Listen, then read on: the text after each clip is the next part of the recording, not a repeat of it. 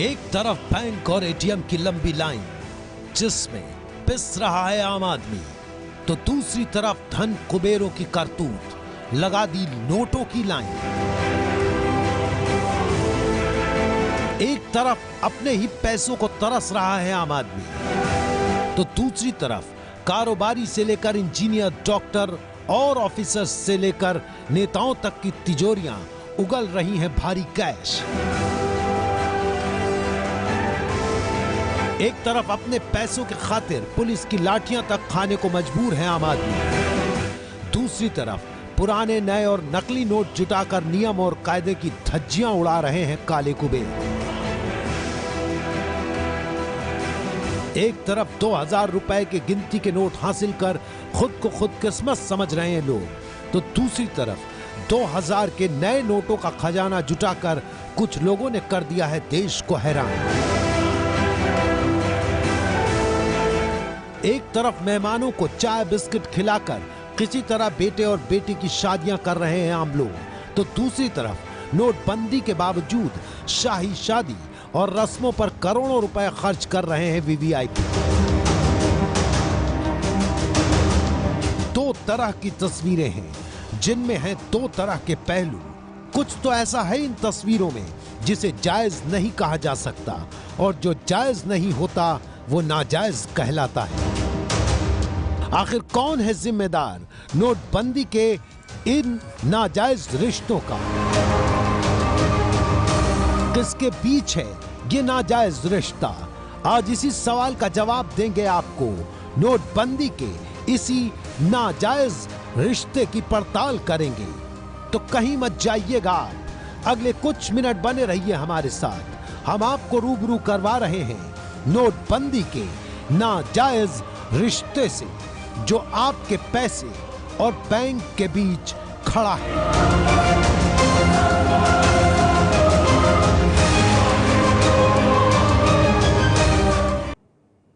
तो नोटबंदी के नाजायज रिश्ते एबीपी न्यूज पर इस खास शो के साथ हाजिर हूं मैं रुमाना इसार खान।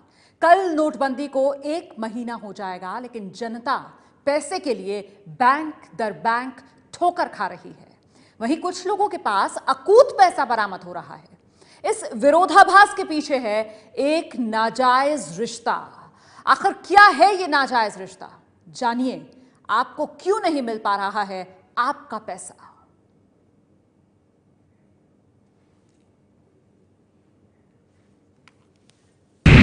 सरकार, विपक्ष, आरबीआई, बैंक, काले धन के दलाल और आम आदमी, इन 6 के बीच नोटबंदी की समस्या घूम रही है।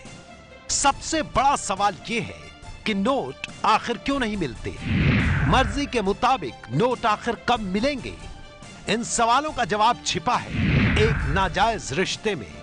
वो क्या है बताएंगे आपको, पर पहले देखिए कि इस चक्रव्यूह में कौन क्या कह रहा है। एक और सरकार है जो नोटबंदी पर अपनी पीठ थपथपा रही है। Decision of this kind carries a pain in the transition, which is regrettable, but which was also factored in. But in the process, you find that today the phase we are passing through, we are at a major cusp of change in history. दूसरी तरफ विपक्ष है जो केवल नोटबंदी की कमियां बता रहा है, समाधान नहीं। कि revenue secretary government of India ने कहा कि हमारा जितना भी पैसा है वो करेंसी सब वापस आएगी। अब सब वापस आएगी तो ब्लैक मनी कहां? फिर ब्लैक मनी क्या? फिर किसके पीछे आप इस पूरे हिंदुस्तान को आपने लाइन में खड़े करके रखा? फिर क्यों ये इतनी जानें चली गई? प्रधानमंत्री श्री नरेंद्र मोदी जी ने काला धन और भ्रष्टाचार कम करने के नाम पे जो नोटबंदी का ऐलान किया है, पूरे देश के अंदर बुरी तरह से अफरा तफरी मच गई है उसकी वजह से। बीच में आरबीआई है जो नोटों की कमी पूरी करने का दावा कर रहा है। Reserve Bank and the central government run note presses are working to their full capacity, and all efforts are being made to reach the notes to every part of the country. In fact, during this period, that is from 10th November 2016 to 5th December 2016, the Reserve Bank had supplied to the public banknotes of various denominations worth near about 4 lakh crores of rupees. Bank कहते हैं note है ही नहीं, कहां से दे दे। नए नोटों के कालाबाजारी हैं जिनके पास नोटों की कोई दिक्कत ही नहीं है।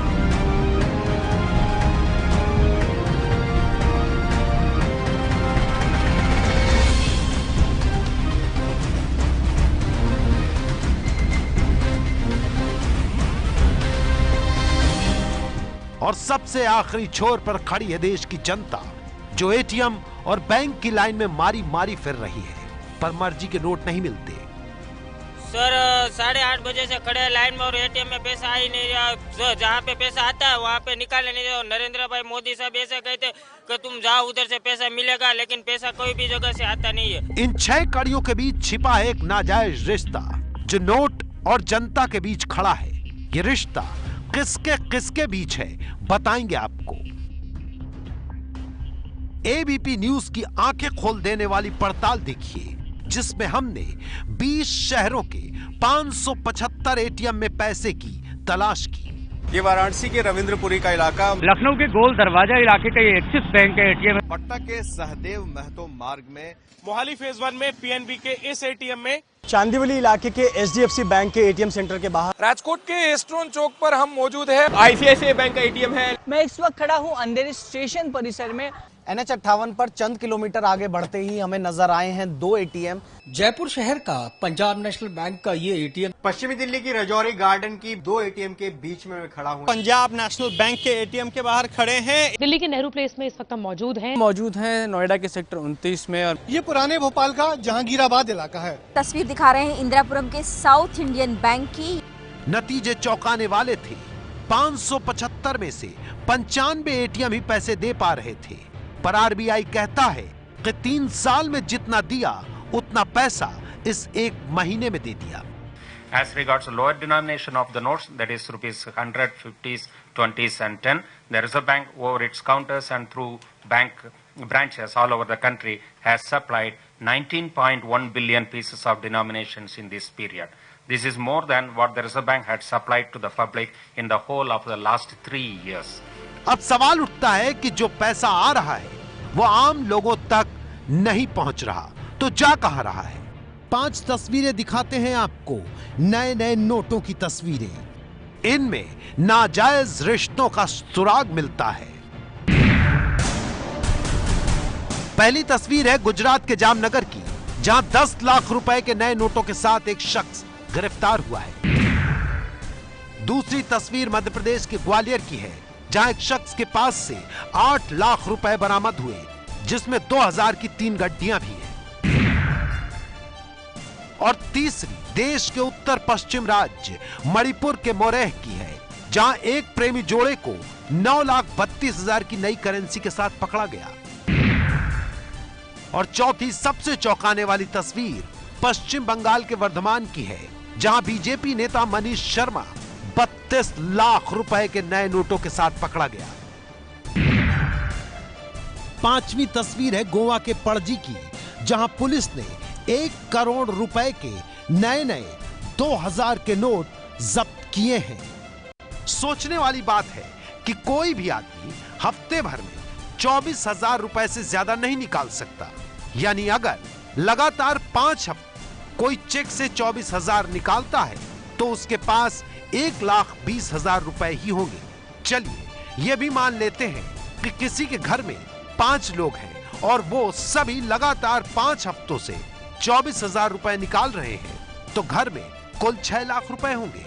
लेकिन पकड़े गए लोगों के पास इससे कहीं ज्यादा बड़ी रकम है, जो साफ साफ नाजायज रिश्ते की ओर इशारा करती है। आम जनता है कि अपनी पाई पाई को तरस रही है। ऐसे में कुछ लोग नोटों के पूरे संसार को कब्जे में करके रखे हुए हैं, और यहीं से शुरू होती है नोटबंदी के नाजायज रिश्ते की कहानी। दरअसल खेल कुछ ऐसा है कि आरबीआई पैसे बैंकों को देती है और बैंक का काम पैसे लोगों तक पहुंचाना है।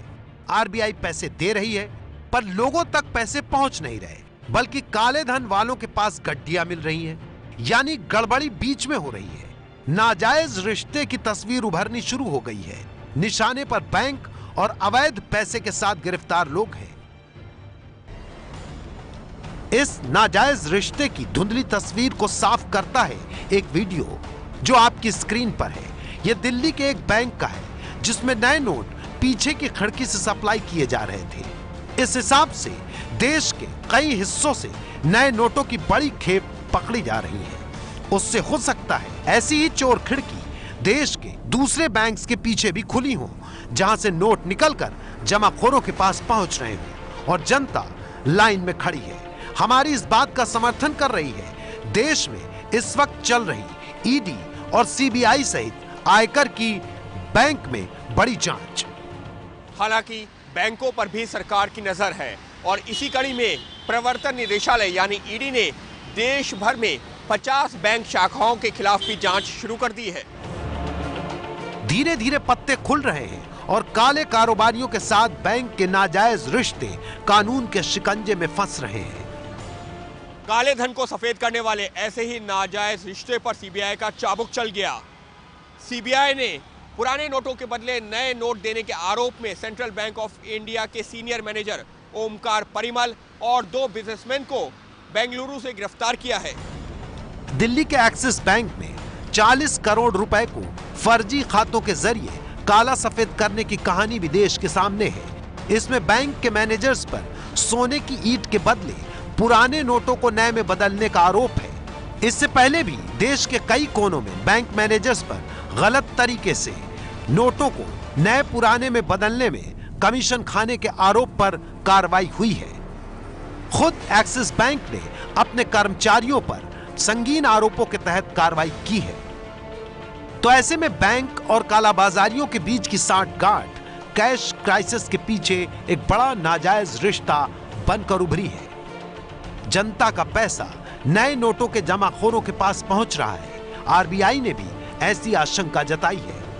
We reiterate that there is adequate supply of notes and hoarding of notes helps nobody's cause.